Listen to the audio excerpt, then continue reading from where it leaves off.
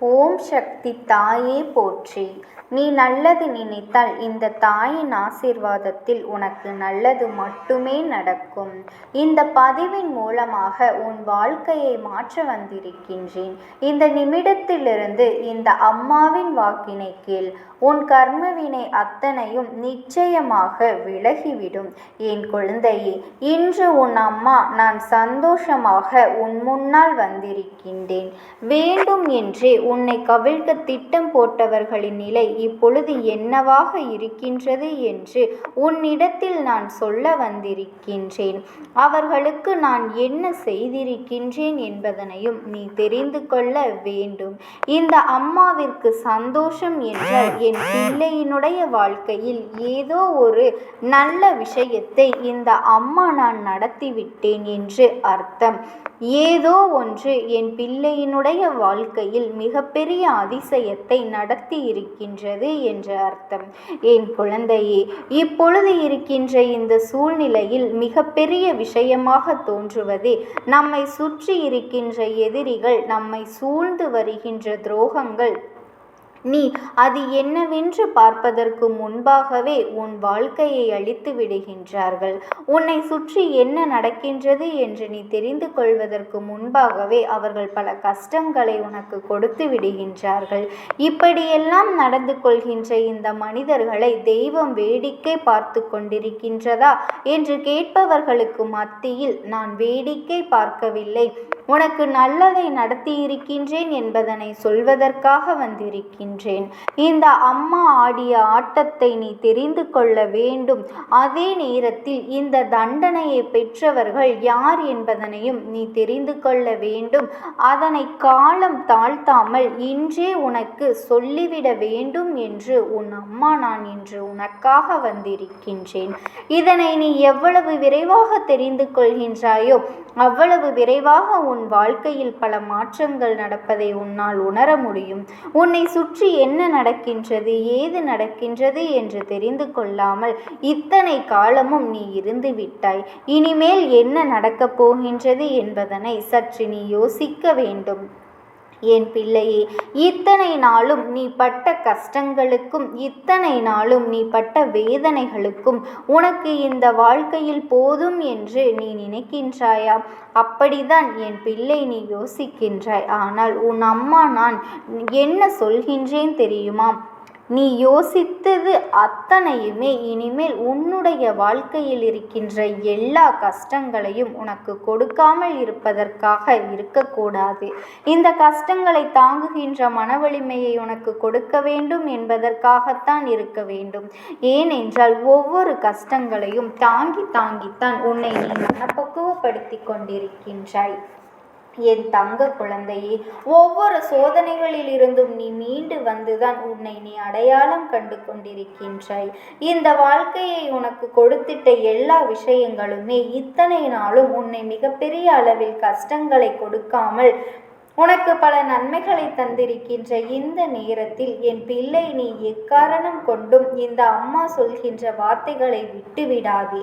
உன் வாழ்க்கையில் நான் நடத்துகின்ற அற்புதங்கள் என்னவென்று தெரியாமல் நீ தள்ளிவிடாதே. எது நடந்தாலும் சரி, என்ன நடந்தாலும் சரி, என் பிள்ளை நீ ஆசைப்பட்டது எல்லாமே உனக்கு நடக்கும். உன்னை சுற்றி இருந்து வேண்டுமென்றே கவிழ்க்க திட்டம் போடுகின்றவர்கள் எல்லாம் இந்த அம்மா முன்னிலையில் ஒன்றுமில்லாததாக ஆகப் போகின்ற நேரம் வந்துவிட்டது. இவர்கள் எண்ணிய எண்ணங்கள் எல்லாமுமே உன்னுடைய வாழ்க்கையில் ஈடேறாமல் அவர்கள் நினைத்தது போல உனக்கு கஷ்டங்கள் எதுவும் வந்துவிடாமல் மேலும் மேலும் பல நன்மைகள் உனக்கு சூழ்ந்து வரப்போகின்ற நேரம் வந்துவிட்டது. என் தங்க குழந்தையே, நீ எதை நினைத்தும் கவலைப்படாதே. இந்த தாயானவள் உன் வாழ்க்கையில் நான் வந்துவிட்டேன் என்று நீ உணர்ந்து விட்டால் போதும். உனக்கு வருகின்ற அத்தனை கஷ்டங்களையும் நான் தடுத்து நிறுத்தி உன்னை யார் வேதனைப்படுத்தினார்களோ அவர்களுக்கு நிச்சயமாக நான் மிகப்பெரிய ஒரு தண்டனையை நான் வழங்கித்தான் தீருவேன் என்பதனை நீ மறந்து விடாதே. எல்லையற்ற அன்பினால் இந்த வாழ்க்கையை நீ நல்லபடியாக நடத்தி முடித்திட யோசிக்கின்றாய் அல்லவா? நிச்சயமாக அந்த அன்பையும் நான் உனக்கு அடையாளம் காண்பித்து கொடுத்து கொண்டுதான் இருக்கின்றேன். உன்னை வேண்டும் என்றே சோதனைக்கு ஆளாக்கியவர்கள் உன்னுடனே இருந்து கொண்டிருக்கின்றார்கள். என் பிள்ளையே, உன்னை கவிழ்க்க இவர்கள் போட்ட திட்டங்கள் எல்லாம் எப்படி அரங்கேறியது என்று நான் உனக்கு சொல்கின்றேன். சற்று கவனமாக கேள்.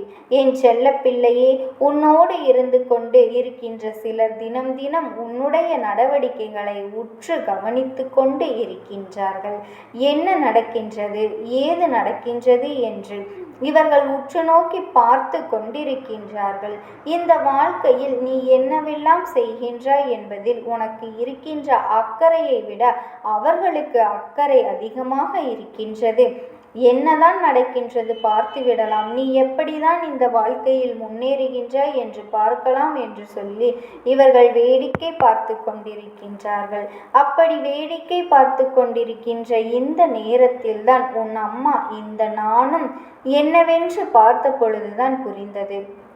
இவர்கள் உன் வாழ்க்கையில் நீ முன்னேறி விடக்கூடாது என்பதற்காக வேடிக்கை பார்த்து கொண்டிருக்கின்றார்கள் என்று நானும் நினைத்தேன். நீ செய்கின்ற விஷயங்களை எல்லாம் பார்த்து செய்து இவர்கள் தன் வாழ்க்கையை முன்னேற துடிக்கின்றார்கள் என்று. ஆனால் அப்படி நடந்திருக்க வாய்ப்பில்லை என்பதனை அதன் பிறகுதான் நான் புரிந்து கொண்டேன். சரி, இப்படி அடுத்தவர்களின் வாழ்க்கையை பார்த்து பொறாமைப்படுகின்றவர்களும் அடுத்தவர்கள் நல்ல நினைக்கு வந்து விடுவார்களோ என்று சொல்லி வேதனைப்படுபவர்களும் இவர்களை நாம் இப்படியே விட்டுவிட முடியுமா? உன்னுடைய முயற்சியினால், உன்னுடைய உழைப்பினால் உன்னால் என்ன செய்ய முடியுமோ அதை செய்து நீ மேலே வர வேண்டும். அடுத்தவர் என்ன செய்கின்றார், அவர் எந்த விஷயத்தை செய்ய முயற்சி செய்கின்றார், அவருக்கு பதில் என்ன வெற்றி என்று பொறாமைப்பட்டு அதை பார்த்து செய்து மேலே வர வேண்டும் என்று நினைத்தாலும் அது நிச்சயமாக அவர்களுக்கு நஷ்டத்தை தான் கொடுக்கும் என்பதனை நீ புரிந்து கொள்ள வேண்டும். யாரிடம் என்ன இருந்தாலும் சரி, உண்மையானவர்களிடத்தில் தான் எல்லோருமே நெருக்கமாக இருக்க பழகுவார்கள்.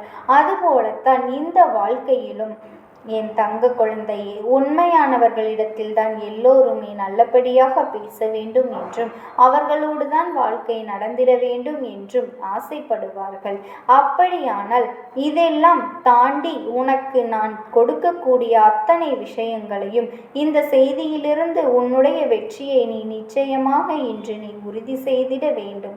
அம்மா சொல்கின்ற வார்த்தைகளின் மீது உனக்கு நம்பிக்கை இல்லை என்றால் உன்னை சுற்றி நடக்கின்ற விஷயங்களை எல்லாம் என்னவென்று நீ சிந்தித்து பார்த்துக்கொள். உன்னை சூழ்ந்து வருகின்ற கஷ்டங்கள் எல்லாம் யாரால் வருகின்றது என்று சற்று சிந்தித்து பார். நீ யார் என்ன செய்தாலுமே அந்த செயலினுடைய முடிவு உனக்கே சரியாக தெரிய வருவதற்கு முன்பாகவே வேறு யாருக்கு தெரிகின்றது என்று என் குழந்தை நீ சிந்தித்து பார்க்க வேண்டும். அப்படி பார்க்கும் பொழுதுதான் இந்த வாழ்க்கையில் உன்னை தேடி வருகின்ற பல விஷயங்கள் உனக்கு தெரிய வரும். இவர்களோடு நீ எல்லா விஷயங்களையும் பகிர்ந்து கொள்வதும் இவர்களோடு நீ தேவையற்ற விஷயங்களை கலந்து பேசுவதும் நாளை உனக்கே ஒரு யமனாக மாறி இருக்கின்றது என்பதனை இப்பொழுது நீ தெரிந்து கொள்ள வேண்டும் அல்லவா? இதுவெல்லாம் என்னவானது ஏதானது என்பதனை நீ புரிந்து கொள்ள வேண்டிய நேரம் இது என் தங்க குழந்தையே. அம்மா சொன்னது போல சில நாட்களாகவே இந்த மூன்று பேரும் ஒன்று சேர்ந்து உன்னை கவிழ்க்க திட்டம் போட்டு கொண்டிருந்தார்கள். இவர்களினுடைய எண்ணம் என்ன தெரியுமா? நீ இப்பொழுது சென்று கொண்டிருக்கின்ற இந்த இலக்கு உன்னை இடையிலேயே துண்டித்து விட வேண்டும் என்று. நீ நினைத்தது போல அந்த வெற்றியை பெறக்கூடாது. நீ நினைத்து வருத்தப்பட வேண்டும். அது எதற்கு தெரியுமா? என்ற 3 பேரில் ஒருவர் உன்னிடத்தில் ஒரு விஷயத்தை நீ செய்யாதே, அது உனக்கு சரிப்பட்டு வராது, உனக்கான வெற்றியை அது கொடுக்காது என்று சொல்லி இருக்கின்றார்கள்.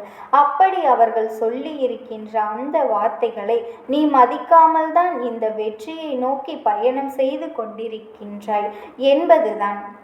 அவர்களினுடைய மிகப்பெரிய எண்ணமாக இருக்கின்றது.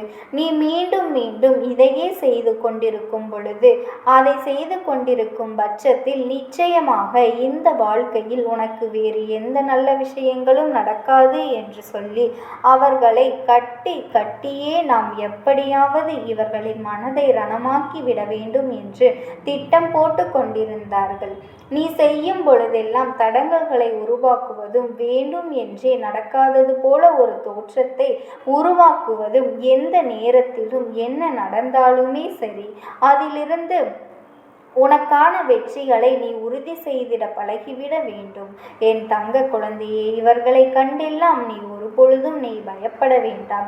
இவர்கள் செய்வது வெறும் சூழ்ச்சி மட்டும்தான். ஆனால் உனக்குள் இருப்பது அத்தனை பெரிய நம்பிக்கை என்பதனை நீ மறந்து விடாதே.